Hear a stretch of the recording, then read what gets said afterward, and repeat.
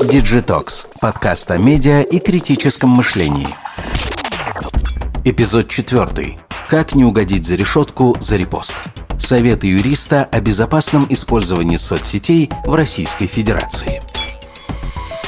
Салям алейкум, это подкаст Digitalks. Мы Наджия Фими и Сибия Асанова снова на связи, чтобы рассказать вам о том, что творится в нашем диджитал-мире.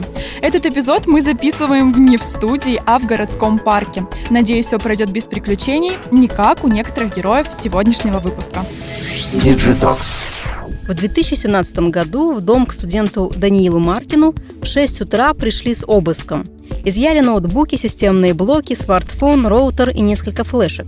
Самого студента повезли в Центр по борьбе с экстремизмом, где попросили пролистать папку с сохраненными фотографиями и мемами в социальной сети ВКонтакте. Среди папок ему показали ряд картинок, которые он несколько лет назад сохранил у себя на странице. Оказалось, что Маркин, сам того не зная, нарушил статью 282 Уголовного кодекса Российской Федерации. Ему вменялось еще оскорбление чувств верующих, и в общей сложности грозило 5 лет тюрьмы. Вот еще пара историй, которые имели место быть на территории Российской Федерации несколько лет назад, то есть до того, как власти всерьез взялись за контроль над социальными сетями последние пару лет. 18 мая 2015 года Эльвиру Султанахметову из Первоуральска Свердловской области привлекли к ответственности за то, что она оставила комментарий в теме «Скоро Новый год», размещенный в группе молодежной организации «Ватандаш» с критикой празднования Нового года, Рождества, Дня Победы. Приговор – 120 часов обязательных работ. 14 марта 2015 года Айрата Дильмухаметова, публициста из Уфы, привлекли к ответственности за публикацию в интернете в 2012 году статьи под названием «Ахыр-Заман. Светопредставление». Эксперты нашли в ней экстремистские призывы и оправдание терроризма. Приговор – 3 года колонии строгого режима. Самое громкое дело известно как «Дело нового величия». Но это не совсем про репосты и лайки, а скорее про мнимую безопасность мессенджеров. История нового величия началась в закрытом телеграм-чате под названием «Клуб любителей растений», который позже был переименован в «Будущее России сегодня», а затем в «Новое величие». Сначала участники чата обсуждали свою жизнь и взгляды, потом решили встретиться. Кто-то хотел заниматься политикой, кто-то рассказывать людям о коррупции, а кто-то расценивал происходящее как досуг. Как выяснилось позже, в закрытый телеграм-чат был внедрен сотрудник спецслужб, который организовывал встречи, записывал разговоры на этих встречах и передавал своим коллегам. Было возбуждено уголовное дело. В итоге по делу проходит 10 человек. У них серьезные статьи обвинений, попытка совершения государственного переворота, некоторые уже отбывают различные наказания. В 2020 и 2021 годах в российском законодательстве произошли ряд изменений, которые, безусловно, отразятся на всех, кто находится под его юрисдикцией. Помочь нам разобраться в этих хитросплетениях юридических норм мы попросили Сусанну Аблимит. Сусанна – выпускник аспирантуры Российского государственного университета правосудия, юрист-практик, преподаватель Уголовного кодекса. Сусанна, расскажите, как сейчас регулируют активность пользователей в социальных сетях? Как это изменилось, ужесточилось в последние годы? Когда мы говорим об активности пользователей в социальных сетях, нужно понимать, что это непосредственно федеральный закон о средствах массовой информации, закон об информации, информационных технологиях и защите информации, о защите детей от информации, которая причиняет вред их здоровью и развитию, и также некоторые другие, но нас интересуют больше именно те, которые касаются ответственности. Ответственности касаются это Кодекс об административных правонарушениях и Уголовный кодекс Российской Федерации, основные 2 кодекса, которые именно касаются ответственности. Что по поводу изменений и как ужесточилось, что-то в последние годы? В декабре 2020 года вносились изменения в закон о защите, об информации, информационных технологиях и защите информации, и сейчас уже определилось, что такое владелец социальной сети. И мы можем понимать, что такое социальная сеть. Социальная сеть, то есть определенный сайт, страница в интернете, какой-то агрегатор, где распространяются сведения на языке официальном языке, государственном языке Российской Федерации, либо субъектов, где распространяется реклама на государственном языке Российской Федерации, и где в сутки определенный сайт, либо страницу в сутки посещают более 500 тысяч пользователей. Вот, и распространяют в том числе рекламу для нее. То есть, таким образом, вот это вот все, если подходит, то эта площадка будет называться социальной сетью. И у социальной сети появляются определенные обязанности. Обязанностей очень много. Они должны будут мониторить все свои страницы пользователей на запрещенный контент. То есть, чтобы там не было призывов к террористической деятельности, к экстремистской деятельности, к распространению наркотических средств, психотропных веществ, алкоголю, азартные игры. То есть все, и вот это вот нарушения различные должны мониториться социальной сетью. Более того, социальная сеть должна отчитываться перед Роскомнадзором о том, что она провела мониторинг, что она выявила, какие посты она заблокировала, если нашла там определенные нарушения данного закона. Далее, она должна будет выбрать, Роскомнадзор предлагает таким социальным сетям определенную какую-то программу для того, чтобы вычислять, сколько пользователей пользуются этой программой. И социальная сеть обязана взять в оборот данную программу у Роскомнадзора. И Роскомнадзор должен будет составить список социальных сетей, то есть будет реестр социальных сетей. Он составляет список, он направляет ему уведомления, и там различные варианты их влияние на социальные сети. Что немаловажно, что если социальная сеть находит какой-то запрещенный контент, и она сомневается в том, что действительно ли он запрещенный, действительно ли мы будем его блокировать, она направляет уведомление в Роскомнадзор. То есть Роскомнадзор максимально контролирует всю вот эту вот деятельность, поэтому нужно быть начеку. Лига безопасного интернета – российская неправительственная организация, созданная для регулирования интернета на территории РФ, настаивает, чтобы в список соцсетей, которые должны отчитываться, были включены и гиганты вроде YouTube и Facebook. А у меня вот такой вопрос. Если пользователь не знал, что он репостит фейковую информацию, его накажут? Когда мы говорим об элементах состава преступления, есть один из элементов – это субъективная сторона. Субъективная сторона, то есть это то, что пользователь внутреннее какое-то психическое отношение к тому, что он сделал. Да? Один из признаков субъективной стороны – это вина. Вина может быть в форме умысла или неосторожности. Умысел может быть прямой либо косвенный. И вот здесь очень тонкая грань. Нужно будет максимально индивидуально рассматривать каждое дело и думать, может быть, это косвенный умысел, но даже если это косвенный, то мы все равно его привлекаем к ответственности. Но, знаете, можно сейчас максимально, например, я сейчас утрирую, например, когда пользователь репостит что-то, и потом уже при доказывании говорит, это кнопка репоста? Что? Я даже не знал. Это что, кнопочка репоста? Здесь уже играет роль, как вы будете доказывать свою позицию. Это все очень индивидуально, максимально. Вот, например, в Австралии, там интересно, там тот, кто репостит, он отвечает так же, как тот, который и, в принципе, публикует эту информацию. То есть тут максимально руки связаны, уже лучше вообще не репостить, думать, прежде чем что-то репостить. А вот у нас все-таки индивидуально все рассматривается, но опять-таки то, что там, начинаешь говорить, это кнопочка репоста там или нет, мы же понимаем, когда люди делают репост, для чего они делают. Наверное, какой-то определенный умысел есть, для хайпа, какие-то лайки на свою страничку, чтобы максимальные комментарии. То есть ты, скорее всего, понимаешь, для чего ты это делаешь. Поэтому думай, прежде чем репостить, а не потом просто сказать, что просто, не знал, нет, извини. Нужно максимально это доказывать, просто максимально. А что в этом плане происходит в мире? Где еще есть наказания за репосты и фейк-ньюс? Как отличаются наказания за фейки в разных странах? В других странах первая страна вообще таким первопроходцем, который начал заниматься вопросами фейков и привлечения к ответственности за фейки, была Малайзия. В Малайзии в 2018 году вступил в силу закон, который устанавливал ответственность за фейк-ньюс, и там помимо штрафов, там еще есть лишение свободы, до 6 лет лишения свободы, а штрафы там тоже такие конские на самом деле, там до 500 тысяч рингит это их... где-то по Центробанку это сейчас 17 рублей, 1 рингит это 17 рублей 60 копеек, то есть до 500 тысяч за недостоверную информацию, тоже достаточно большие штрафы, и лишение свободы до 6 лет. Это в Малайзии. В Малайзии с этим очень хорошо, скажем так, борются, потому что в Малайзии для того, чтобы задержать подозреваемого в преступлении, которое касается фейк-ньюс, там даже не нужен ордер прокурора, можно задержать без ордера прокурора. Когда были беспорядки в Куала-Лумпур, там подданный Дании говорил о том, что вот, полиция приехала, целых 50 минут ехала, какой кошмар. А на самом деле полиция ехала 8 минут. И, естественно, его уже привлекли к ответственности по данному закону. Малайзия очень хорошо с этим борется. Далее рассмотрим Германию, например. Да, в Германии есть закон об улучшении ситуации с правоприменением в социальных сетях. Там онлайн-платформы обязаны удалять нелегальный контент, на который жалуются пользователи. И там ответственность у социальных сетей до 50 миллионов евро. То есть огромная. Естественно, Германия тоже с этим борется. Во Франции, например, тоже есть ответственность за фейк-ньюс, но только во время выборов.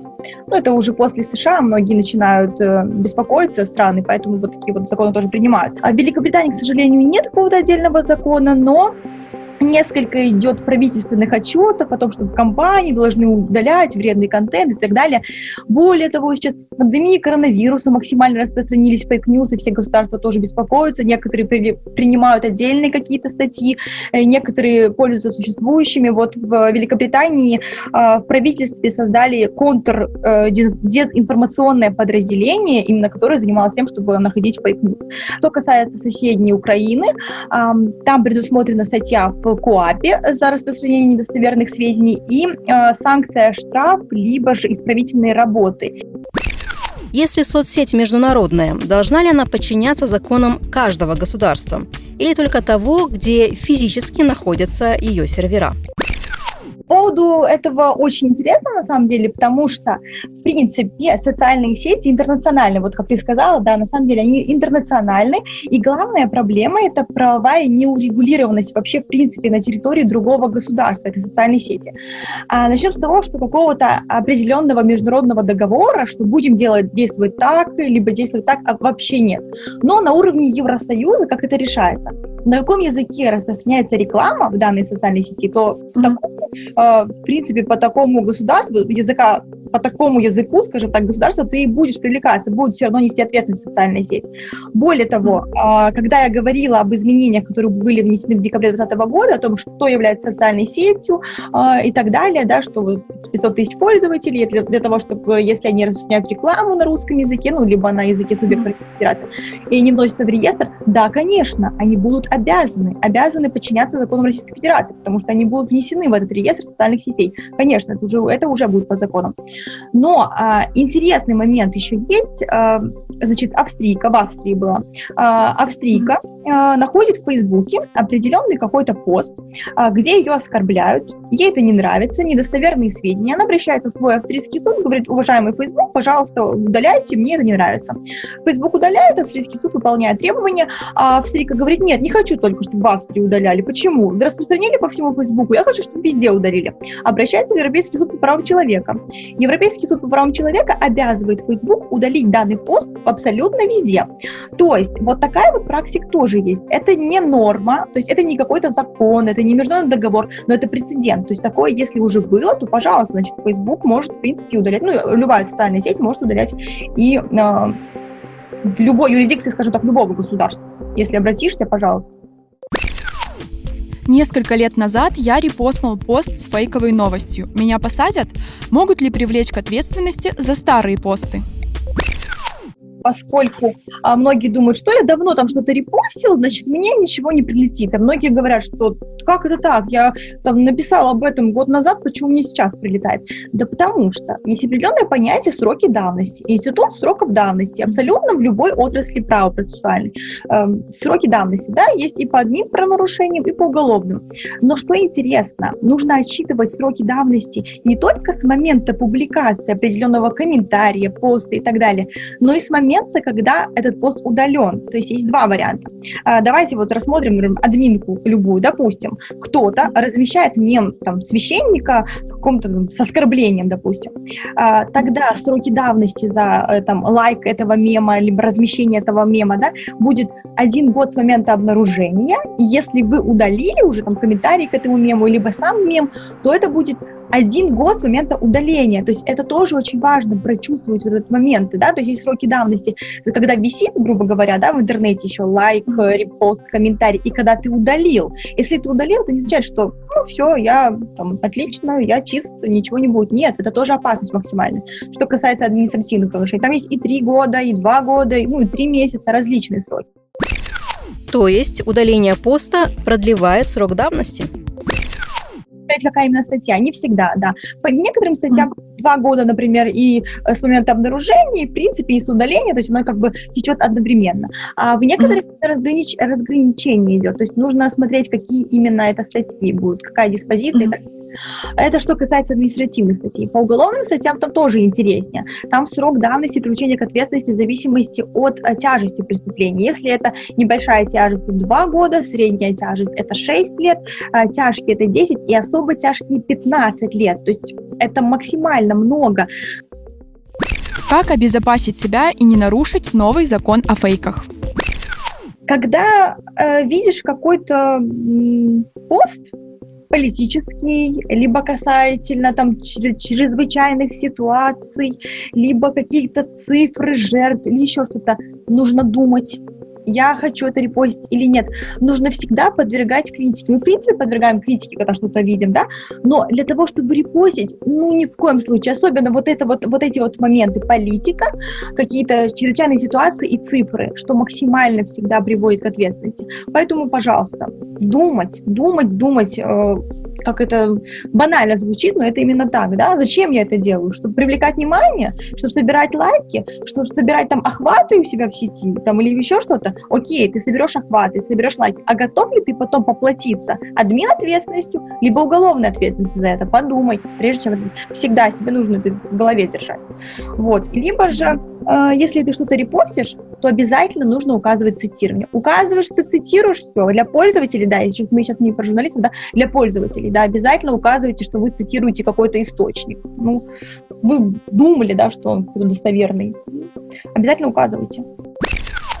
Почему важно не путать его с законом о ложной информации, связанной с коронавирусом? Закон о фейках, скажем так, ответственность за фейки предусмотрена в КоАПе.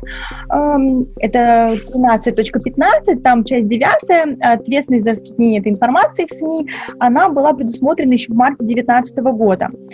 Далее по коронавирусу было очень много дел, связанных с тем, что очень много было фейков про коронавирус. Естественно, государство забеспокоилось, потому что там определенная работа проводится по коронавирусу, а тут вот распространяются максимально эти фейки. И, значит, государство, собственно, вносит изменения и в КоАП, и в Уголовный кодекс Российской Федерации. В КоАПе появляются новые 2 статьи за распространение в средствах массовой информации, какой-то заведомо недостоверной информации, которая приводит к угрозе жизни, безопасности граждан и так далее. Вот эта статья появляется, и появляется такое же распространение, когда оно влечет смерть человека. То есть в КоАПе появляются вот эти 2 части, они касаются коронавируса. Но эти 2 части касаются только юрлиц. Нужно не путать, что эти 2 части касаются только юрлиц. Граждане по этим 2 частям не привлекаются. Граждане привлекаются за старую, еще марта 2019 года часть, где просто распространение в средствах массовой информации и недостоверных сведений. Вот, нужно понимать, разграничение идет по субъектному составу юрлица и граждане. И еще в Уголовном кодексе появляются 2 новые статьи. Это уже публичное распространение заведомо ложной информации об обстоятельствах, которые представляют угрозу, ну, то есть в том числе и коронавирус. И идет публичное распространение, которое повлекло тяжкие последствия, то есть 2 статьи. Это в Уголовном кодексе. В Уголовном кодексе там уже привлекаются и граждане, и юрлицы и так далее. И тоже нужно не путать КоАП и УК. Почему? Потому что в КоАПе идет распространение в средствах массовой информации, а в УК идет публичное распространение. То есть это может где-то на митинге, вышел с какой-то плакатом, с какой-то листовкой. Тогда по УК будет отвечать физическое лицо. То есть вот давайте, чтобы понимали, да, если идет фейк-ньюс, какой-то ты физлицо, либо юрлицо и так далее, то есть ты привлекаешься по там, часть 9 статьи 13-15 КоАП РФ. Если же ты юрлицо и ты привлекаешься за недостоверные сведения по коронавирусу, в КоАПе есть 2 части для тебя, и если ты физлицо, юрлицо и прочее, ты привлекаешься по Уголовному кодексу еще за публичные распространения, которые еще повлекли особо тяжкие последствия, извините. Сложно. Если резюмируя всю нашу беседу, на что надо обращать внимание пользователю соцсетей? Если вы критически будете относиться, если вы, в принципе, понимаете, что такое экстремизм, что такое терроризм, где это можно рассмотреть, то есть вот на таком вот уровне нужно понимать, видеть и отбрасывать это. Ну, для того, чтобы пользователи, в принципе, понимали, какая информация является экстремистской, можно зайти на сайт Минюста.